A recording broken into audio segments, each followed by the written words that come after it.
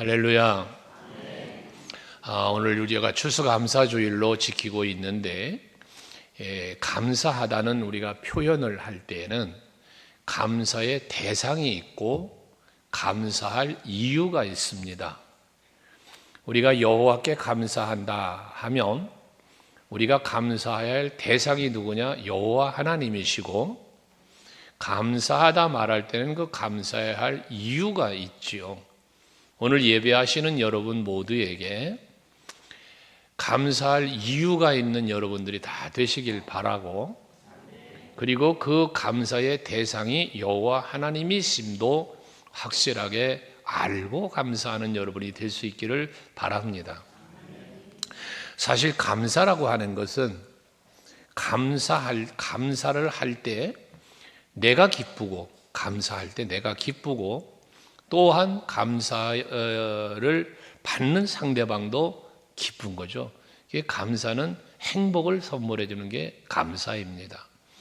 근데 우리가 간혹 여러분들에게 말씀을 드리지만, 우리가 살아가는 사회 속에 또는 교회 안에도, 여러분 가정도 마찬가지인데요, 사람들의 공동체가 형성되어 살아가는 삶의 현장은 언제나 모든 것이 다 두 종류로, 두 부류로 나누어지게 됩니다. 근데 그 두 부류로 나누어질 때에, 오늘은 감사절이니까 감사라는 기준을 놓고 생각을 두 부류를 나누어 보면, 한 부류는 감사하지 않는 부류예요. 매사 어둡고 불평하고 원망하고 절망적이며 남들을 불안하게 하는 사람이 있어요. 이런 사람들의 특징은 얼굴이 항상 어두워요. 얼굴에 미소가 없어요.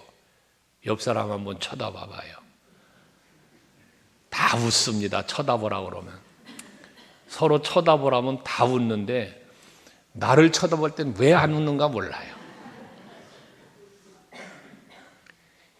이게 그렇게 어둡고 원망, 불평, 이런 부류의 사람이 있단 말이에요.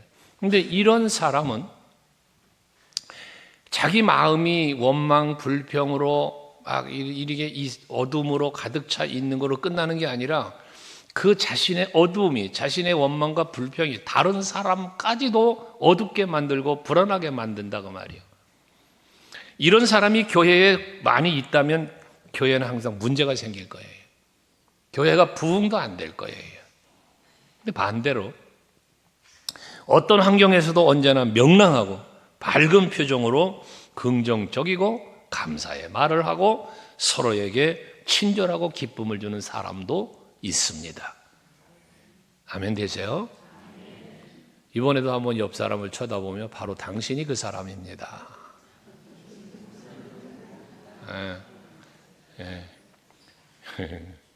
김일호 집사님은 아주 심각하게 쳐다보시고, 여러분 부부간에도 서로에게 기쁨을 줄 수 있는 그런 부부, 또 직장에서도 서로에게 기쁨을 줄 수 있는 동료들, 여기까지는 아멘 안 하는 걸 용서하겠으나 이번에는 아멘 하셔야 됩니다. 교회 안에서도 서로에게 기쁨을 주는 그런 성도들이 될 수 있길 바랍니다. 그런 성도가 많이 있는 교회라면 바로 우리 서강교회가 행복한 교회가 될 것이고, 서로에게 행복을 주니 교회는 부흥하게 될 것입니다. 이 세상 우리가 살아가는 동안에 문제 없는 인생이 어디 있습니까? 문제가 없는 관계가 어찌 있을 수 있겠습니까? 당신 아니면 못 산다고 좋아서 만난 부부도 어떤 순간에 어떤 문제로 다툼이 있을 수 있습니다. 교회 안에서도 하나의 지체라고는 말하지만 때로는 인본주의적 사고가 나오게 되면 다툼도 생길 수 있지요. 하지만 우리가 서로가 서로를 이해해주고 아껴주며 감사하는, 감사의 조건, 아까 얘기했죠. 감사의 대상이 있고 감사할 이유가 있다고. 그걸 찾아보면 서로 감사할 수 있고, 그 다툼이 화목으로 넘어갈 수 있는 이런 일이 발생되어진다는 거예요. 그러므로 여러분 항상 인생을 사시면서뿐만 아니라 신앙생활을 하시면서도 감사하며 사는 일에 익숙해지는 여러분 되시기를 바랍니다. 오늘 특별히 추수감사 주일인데 추수에는 항상 기쁨이 있습니다. 감사가 있는 거죠. 그 무더운 여름에 땀을 흘리며 시커멓게 그을은 농부들이 가을의 수확철이 되면 얼굴에 꽃이 핍니다. 저도 농부의 아들로 자랐는데 저희 아버지 어머니도 지켜보면 힘드시죠. 그 뜨거운 땡빛에 나가서 일하시고 얼마나 힘들어요. 근데 가을이 되고 곡식을 거둘 때가 되면 얼굴에 웃음꽃이 환하게 피십니다. 곡간에 쌓여지는 곡식을 보시며 기뻐하시는 걸 보게 되어집니다. 우리가 신앙적으로도 마찬가지입니다. 여러분들이 열심히 신앙생활 잘하시고 신앙의 성숙을 이루시고 아름다운 삶의 열매를 맺어 하나님 앞에 서는 날에 기뻐하면서 주님 앞에 설 수 있는 여러분 모두가 되실 수 있기를 바랍니다. 시편 126편 5절과 6절의 말씀을 보면 눈물을 흘리며 씨를 뿌리는 자는 기쁨으로 거두리로다 말씀하고 있습니다. 여기 눈물을 흘리면서 씨를 뿌린다는 것은 무엇을 말하는가 하면 1절에도 말씀을 드린 바가 있을 터인데 씨를 뿌려야 하는 입장인 상황인데 그 상황은 어떤 상황이냐? 지금 이 씨를 뿌려야 할 곡식을 빻아서 그걸 떡을 만들어서 먹여야 돼, 자녀들을. 그런데 이 자녀들의 입장에서는 지금 배가 고파요. 이 씨를 뿌리려고 하는 아버지의 바짓가랑이를 붙잡고 그거 빻아서 떡 만들어 달라고 우는 거예요. 아이들이 매달리는 거예요. 그런데 이 아버지는 이걸 빻아서 빵을 만들어 먹여버리면 다음에 거둘 게 없어요. 그래서 지금은 당장 배가 고프지만 더 많은 걸 거두기 위하여 그 울며 불며 매달리는 아이들을 뿌리치고 나아가서 그 아픈 마음을 갖고 씨를 뿌리는 걸 눈물로 씨를 뿌리는 자라, 이렇게 해석을 하신 어느 분의 글을 읽었어요. 동감이에요. 무슨 말이냐 하면 우리가 때로는 힘들고 때로는 여러 가지 상황이 어려워도 다음에 거두어야 할 것을 생각한다면 눈물을 머금고라도 그 씨를 빻아서 당장 먹을 걸 해결하는 게 아니라 씨를 뿌려야 한다는 사실인 것입니다. 여러분들의 신앙생활도 때로는 힘들고 지치고 내려놓고 싶고 포기하고 싶은 일들이 생길지라도 하나님 앞에 서는 날에 칭찬받을 생각과 면류관을 바라보면서 헌신하고 봉사하고 애쓰며 수고할 수 있는 여러분들이 되시는 것, 그게 또 눈물로 씨를 뿌리는 자의 모습과 동일하다는 것입니다. 6절에도 말씀하고 있습니다. 울며 씨를 뿌리러 나가는 자는 반드시 기쁨으로 그 곡식단을 가지고 돌아오리라.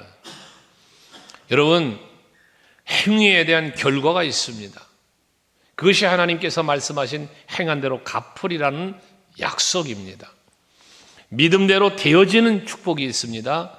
심은 대로 거두는 복이 있습니다. 여러분들의 신앙생활과 헌신과 수고와 모든 것들은 결코 헛된 것이 없습니다.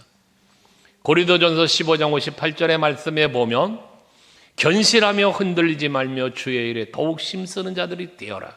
그리하면 너의 그 수고가 주 안에서 결코 헛되지 않다는 것입니다.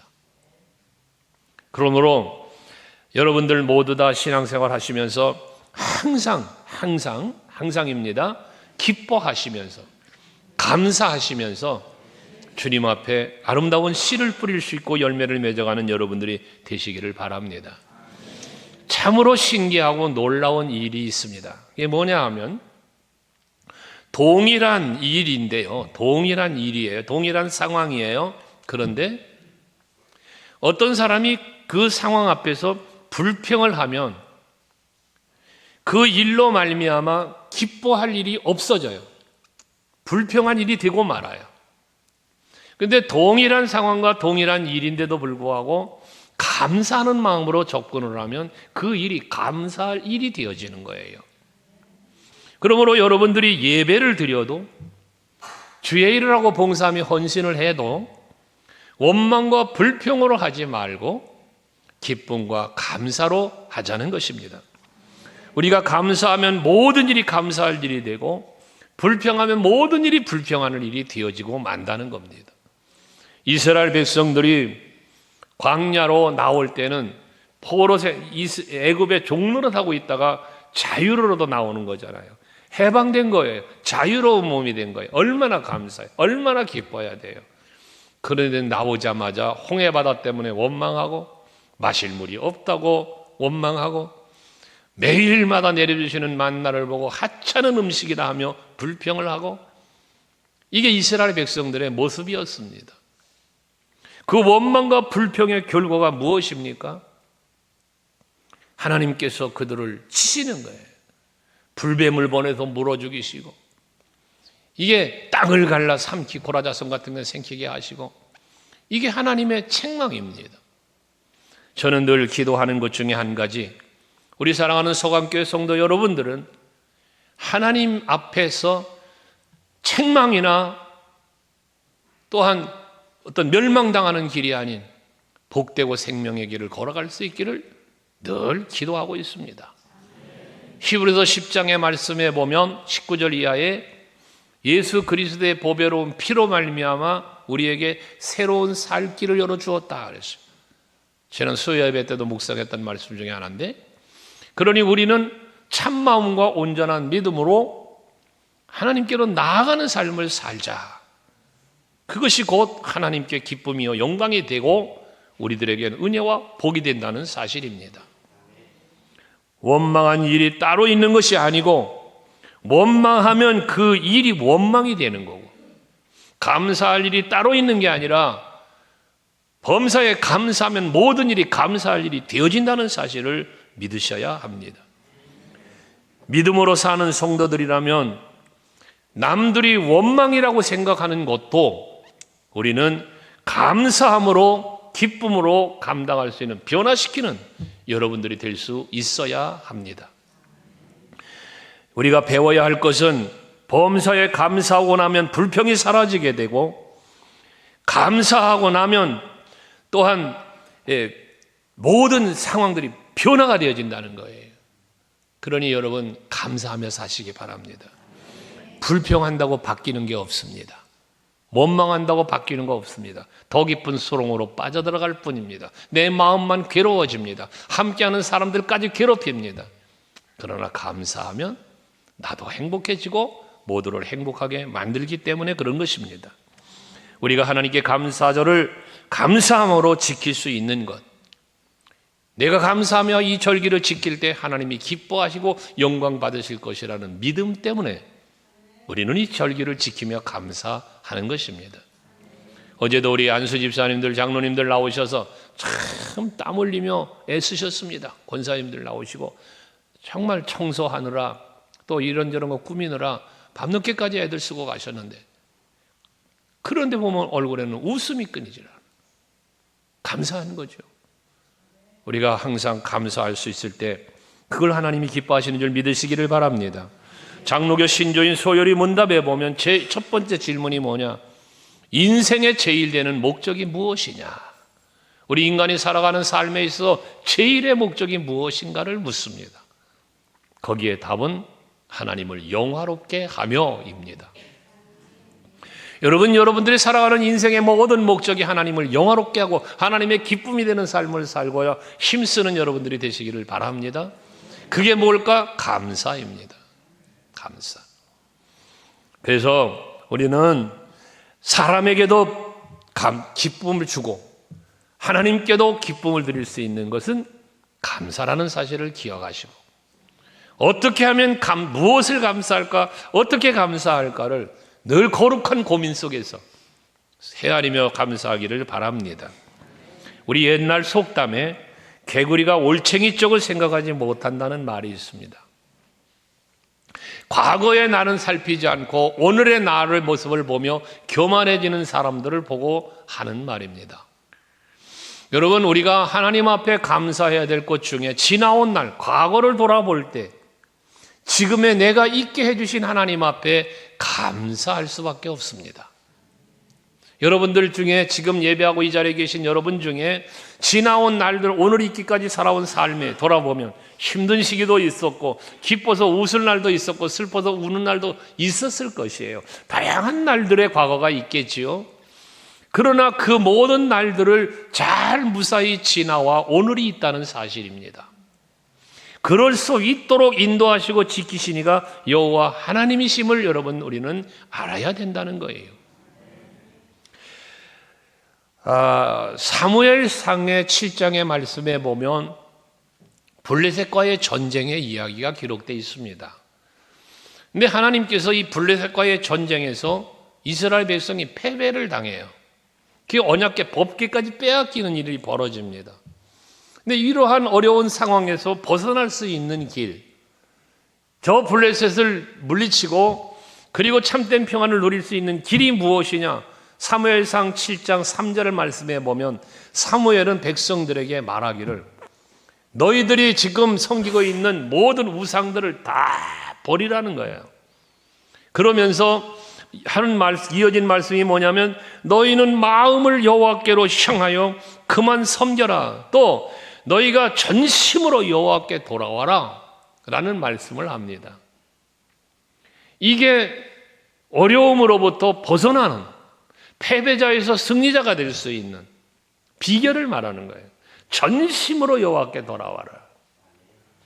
또 너희는 여호와를 향하여 그만 섬겨라. 이 두 가지를 말하는데 여기 말하는 여호와께로 돌아오라는 말씀한테 전심으로라고 하는 말씀을 하고 있는데 이 전심으로라고 하는 이 말은 흔들림이 없는 마음을 말하는 거예요. 전심이라는 말이 원어를 풀면 흔들림이 없는 마음입니다.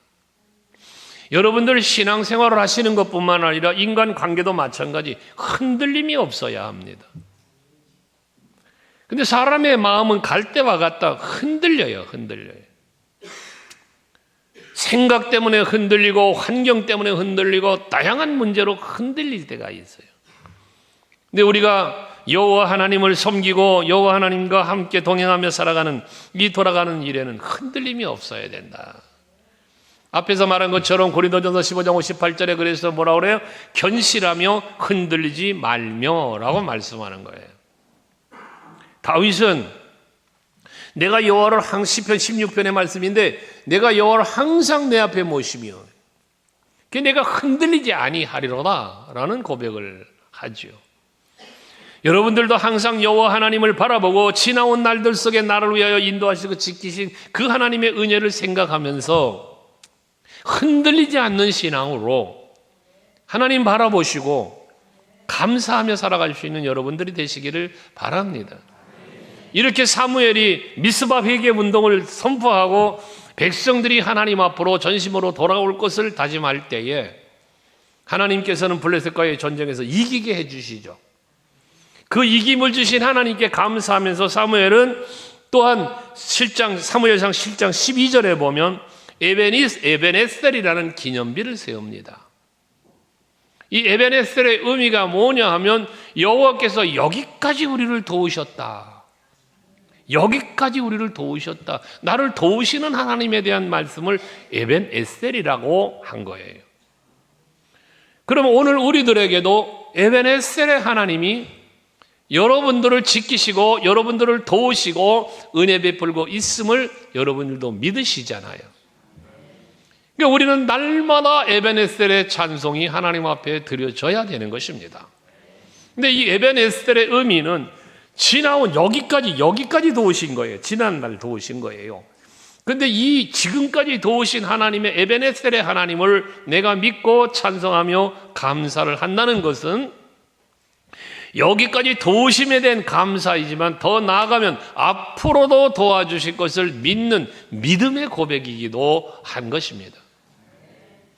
우리 서강교회 성도 여러분들, 지나온 날을 돌아보며 감사하시되 지난 날을 지켜주신 것처럼 앞으로도 지켜주실 것이라는 믿음이 여러분들에게 항상 있기를 바랍니다. 나 같은 죄인 살리신 그 은혜가 고맙다고 우리 찬송을 부르죠. 이것이 우리들의 아름다운 신앙의 고백의 찬송 아니겠습니까? 사도 바울은 고린도전서 15장 10절 말씀 우리가 자주 묵상하는데, 내가 나 된 것은 하나님의 은혜로 된 것이니, 이게 바울의 고백 아니겠습니까? 이 에베네셀을 고백하는 거잖아요. 이것도요. 여러분들이 여러분 될 수 있는 것, 내가 목사가 된 것, 여러분 장로님이 되신 것, 권사님이 되신 것, 집사님 되신 것, 부역장 되고 기관장 되고 교사가 되고 여러분들에게 되어진 것, 전부 다 하나님의 은혜로 되어졌다는 사실을 잊지 말아야 하는 겁니다. 이것을 잊어버릴 때 사명을 놓치게 되는 거예요. 사명을. 그래서 소명과 사명을 이야기할 때에도 이 소명, 하나님이 나를 콜링하시 부르셨다는 이 사실 앞에 내가 감사할 때 거기서 사명이 나와요. 근데 하나님이 나를 부르시고 하나님이 나를 세우셨다는 이 사실을 놓쳐버리면 사명도 잃어버리게 되는 거예요. 여러분들을 부르시고 택하시고 세우시니까 하나님이시다. 믿으십니까? 거기서 사명을 감당할 수 있는 능력이 나온다 그 말이에요. 왜? 감사하거든. 디모데전서 1장 12절에 바울이 고백하는 것처럼, 내가 전에는 핍박자여 포행자여 회방자였지만 그럼에도 불구하고 나를 충성되이 여기셔서 귀한 직분을 맡기신 하나님께 감사한다. 이게 바로 바울이 내게 맡겨진 직분을 감당하려 하면은 생명조차 귀히 여기지 않았다고 하는 사도행전 20장 24절의 고백을 이끌어낸 거예요.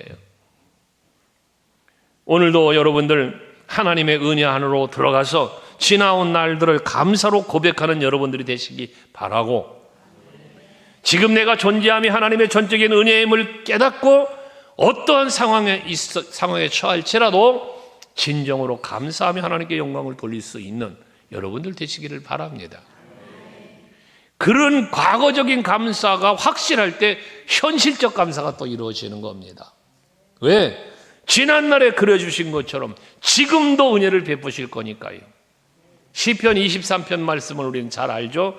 시편 23편 1절에 보면 다윗은 고백합니다. 여호와는 나의 목자시니 내게 부족함이 없으리로다.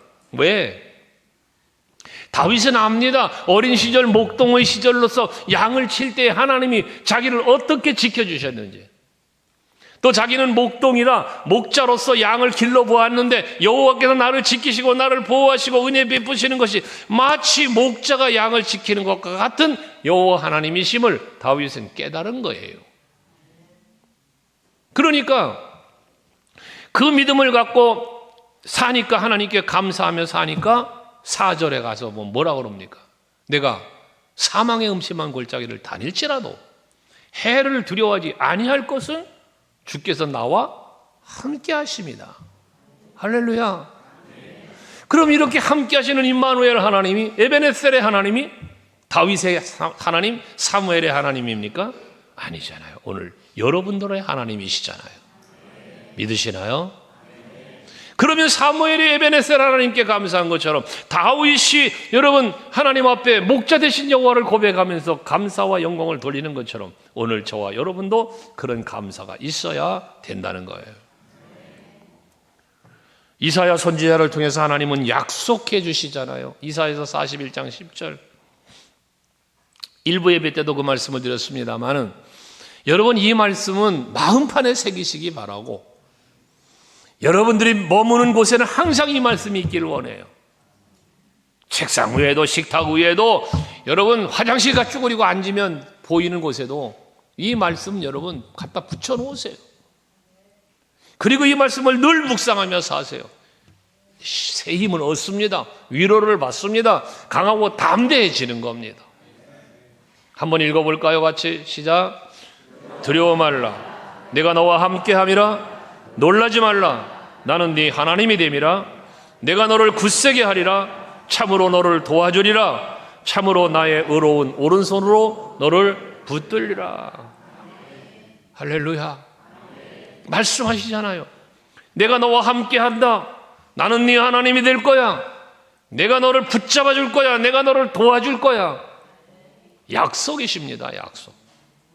하나님이 약속하신 것을 안 지키는 게 있었나요? 여러분 한번 돌이켜 보십시오. 여러분에게 하나님이 어떤 약속을 주셨는데 하나님이 그 약속을 안 지키신 적 있으십니까? 없습니다. 하나님은 약속을 다 지켜주셨습니다. 누가 약속 안 지킵니까? 내가 안 지키죠. 언제나 하나님은 약속하신 것을 지키신 하나님이세요. 내가 실패하고 낙망할 때 언제나 내 곁에서 나를 버리지 않고 위로해 주셨고, 그분이 없었다면 오늘 내가 있을 수 없음을 그러니까 고백할 수밖에 없다는 것입니다. 다만 내가 그러한 하나님을 알아보지 못하고 느끼지 못하고 원망하고 불평했었다는 사실이죠. 하나님께서 나와 함께 하신다고 하는 그 말은 하나님께서 내 삶에 직접 참여하고 계신다는 의미이기도 합니다. 여러분들이 앉거나 일어서거나 눕거나 무슨 일을 하든지 항상 내가 살아가는 인생의 모든 여정에 참여하고 계신 하나님. 그래서 그 하나님을 일컬어 말씀합니다. 졸지도 아니하시고 주무시지도 아니하시고 낮에 해가 밤의 달이 나를 상치 못하도록 해치 못하도록 지켜주신다고. 어린 다윗이 골리앗을 이긴 것, 이 이김은 다윗의 능력이 아니라 그를 믿고 의지했던 하나님의 능력이라는 거 아닙니까? 그렇게 믿고 의지하며 주를 바라볼 때 다윗을 위해서 대신 싸워주신 하나님의 능력입니다. 기돈의 300용사가 300명만 데리고 13만 5천이라고 하는 미디안의 연합군과 싸우러 나아갈 때에 그 믿음을 보시고 대신 싸워주셔서 승리하게 하시는 것도 마찬가지잖아요. 여러분들이 하나님을 바라보고 견고하고 흔들림이 없이 주를 바라보고 의지하며 나아갈 때에 하나님은 여러분들을 위해서 일해 주시는 하나님이십니다. 홍해 갈라주시잖아요. 여리고성을 무너뜨려 주시잖아요. 그 7족 속에 강한 힘의 그 민족들을 다 물리치고 적각구리 흐르는 땅 가나안을 주시지 않았습니까? 그렇다면 그렇게 역사하셨던 것처럼 지금도 여러분을 위하여 일하고 계시는 하나님을 바라보시면서 그 하나님께 감사하며 살 수 있기를 바랍니다. 사도 바울이 옥에 갇혀서도 바울과 실라가 하나님 앞에 찬송했던 것처럼, 수없는 매를 맞으면서도 하나님께 감사했던 것처럼, 하박국 선지자가 여러분 비록 무화과 나무에 열매가 없고 곡간에 곡식이 없고 송아지가 없어도 여호와로 인하여 나는 즐거워한다고 찬송하는 그 하박국 선지자의 찬송처럼, 코로나19의 상황이 어렵게 만들고 나라 경제가 어렵고 여러분 사업이 어렵고 직장 생활이 힘들고 뭐 범사에 어려운 일이 있어도 여호와로 인하여 즐거워하고 나는 예수님 덕분에 행복합니다 고백할 수 있는 여러분들이 되시기를 바랍니다. 왜? 하나님께서 언제나 나와 함께 하시기 때문입니다. 임마누엘입니다. 그러니까 과거를 지켜주셨던 은혜를 돌아보니 그 은혜로 지금도 지켜주실 것을 믿으니 감사. 거기다 더 나아가 나의 미래에 대한 소망도 생기는 겁니다. 많은 사람들은 자신의 미래를 알지 못하기 때문에 불안해합니다. 불확실한 내일을 바라보기 때문에 불안한 거예요. 그래서 많은 사람들을 만나서 대화하다 보면 불확실한 미래 때문에 불안해. 그러나 우리는 우리의 영원한 미래를 확실히 알잖아요. 하나님의 나라라고 하는 말입니다. 하나님이 나를 도와주실 것이라는 말입니다. 오늘 아침도 장로님과 같이 대화를 하는 중에 하나님이 책임져 주심을 믿는다는, 그렇죠. 사람이 나를 책임지는 게 아니라 하나님이 나를 책임지는 거예요. 도와주실 거예요. 함께 하실 거예요. 믿으시길 바랍니다. 그래야 여러분의 미래가 행복해지는 겁니다. 내일을 꿈꾸며 살 수 있는 겁니다. 과거에 매이고 현실에 매여 불안해하지 않는 겁니다. 히브리서 6장 11절과 12절 말씀 보시면 우리가 간절히 원하는 것은 너희 각 사람이 동일한 부지런함을 나타내어 끝까지 소망의 풍성함에 이르러 게으르지 아니하고 믿음과 오래 참음으로 말미암아 약속들을 기업으로 받은 자들을 본받는 자가 되게 하려는 것이라고 말씀합니다. 오직 여호와 하나님 바라보고 하나님 나라를 보고 그 영원하신 기업을 꿈꾸며 바라보며 그 나라를 향하여 가는 것입니다. 세상 사람들은 세상을 봅니다. 세상이 전부입니다. 육체를 봅니다. 이게 전부입니다. 그러니까 육체를 위하여 삽니다. 썩어 없어진 흙덩어리, 이 육체를 위하여 살고 세상을 위하여 사는 거예요. 그 세상을 염려하며 사는 거예요. 하지만 우리는 나의 내일은 하나님의 나라임을 믿고 사시기 바랍니다. 지난주에도 참 선배 목사님 한 분이 갑작스럽게 돌아가셨어요. 어제도 또 돌아가셨어요. 이런 소식을 접하다 보니까 참으로 우리의 내일은 하나님의 나라구나라는 생각을 할 수밖에 없습니다. 건강한 것 같습니까? 100세 시대요? 이제 120세대를 얘기합니다. 여러분들에게 그날이 보장되어 있습니까? 여러분에게 보장된 날은 하나님의 나라입니다. 잊지 말아야 됩니다. 거기에 소망을 가져야 여러분의 오늘이 행복해집니다. 여러분의 내일이 즐거워 기대가 되는 겁니다. 근데 자꾸 세상 사람처럼 세상에 매이지 말란 말이에요. 한 줌의 흙으로 죄로 돌아갈 육체에 매이지 말라는 이야기입니다.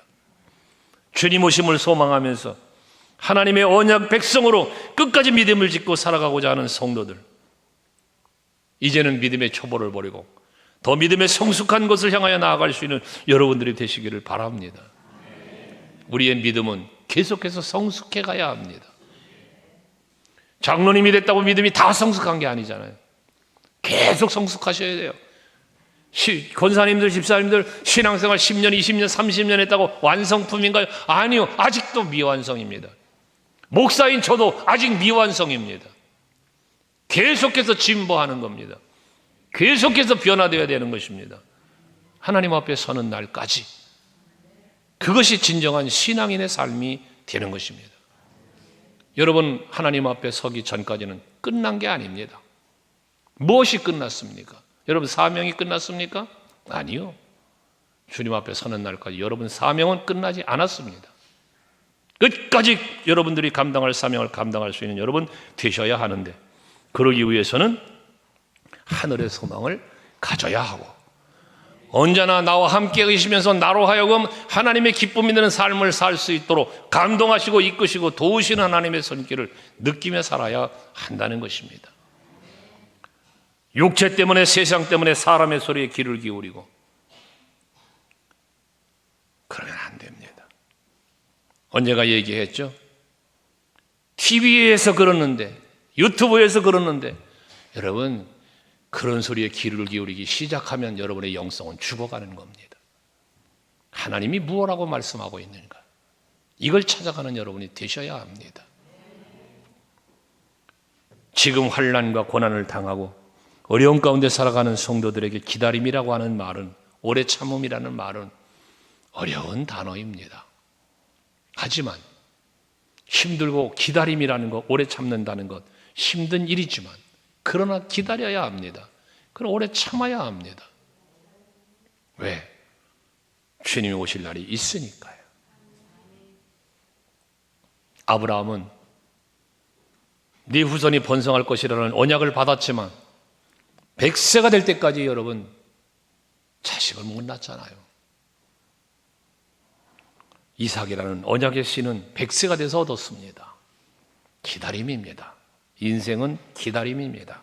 하나님의 나라 기다림입니다. 신앙생활 기다림입니다.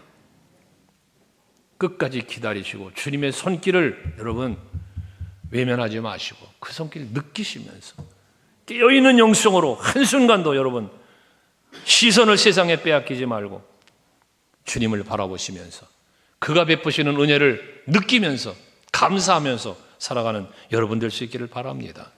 스데반 집사님은 하나님의 나라를 바라보았기 때문에 죽음 앞에서도 감사와 찬송을 올릴 수 있었습니다. 사도 바울은 세상의 자랑거리를 모두 배설물처럼 여기고 오직 하나님의 나라에 예비된 면류관을 바라보며 살았습니다. 소망은 하나님의 능력과 사랑을 믿는 믿음이 있을 때 생기는 겁니다. 그러므로 모든 것을 다 잃는다고 해도 나를 천국으로 인도하시는 주님의 손은 결코 놓을 수 없는 것이고, 세상에 그 무엇을 준다고 해도 예수와는 바꿀 수가 없는 것입니다. 우리는 이 세상의 그 어떤 것과도 바꿀 수 없는 너무나 값진 미래에 대한 약속을 받았기에 하나님께 감사하면서 기뻐하며 즐거워하며 예수 안에서 행복을 누리는 여러분 모두가 되실 수 있기를 주의 이름으로 축원합니다. 기도하시겠습니다.